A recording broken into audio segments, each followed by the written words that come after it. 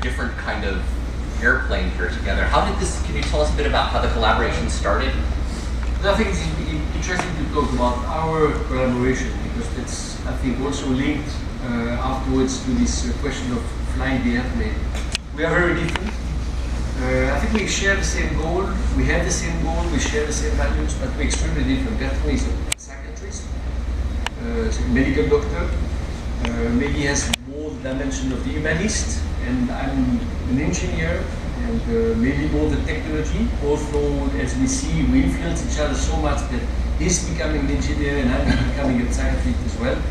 But the combination, in fact, of this totally different approach help us to maybe find all the solutions or different solutions. So when we are in disagreement, for example, these are situations we like because we know from this disagreement will come something which is better than my idea and maybe better than his idea. And I think in terms of flying, that's the same. I mean, Bertrand comes from the low-speed airplane, but the airplane also where you have to discover the flying qualities, the envelope.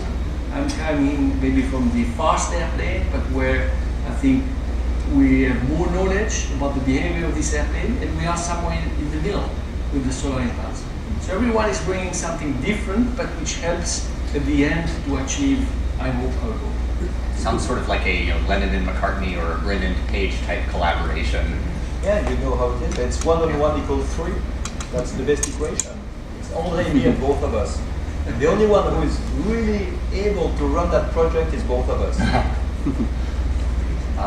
So we've sort of beat around the side a little bit. Let's talk about the airplane.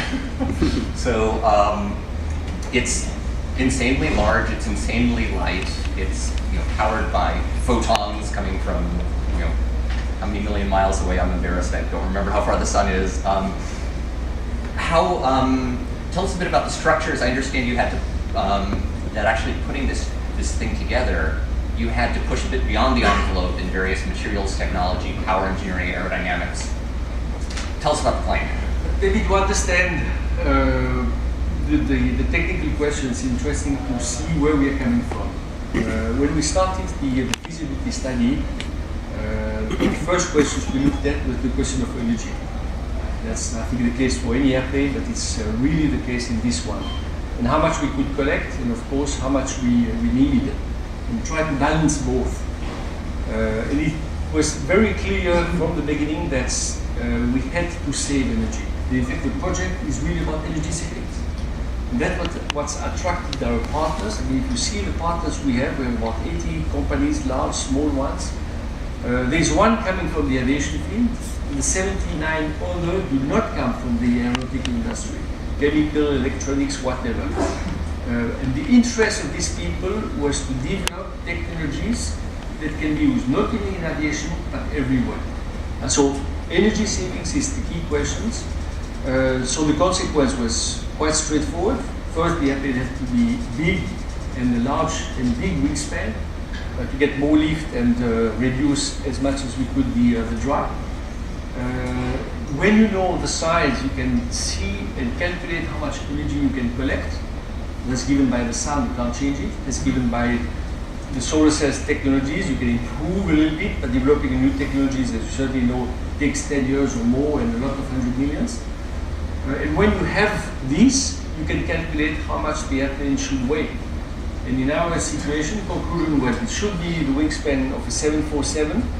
The power we have available over 24 hours is, in average, the power of a scooter. And the weight could not exceed the weight of a car. So that was that's the starting point, and the rest follows.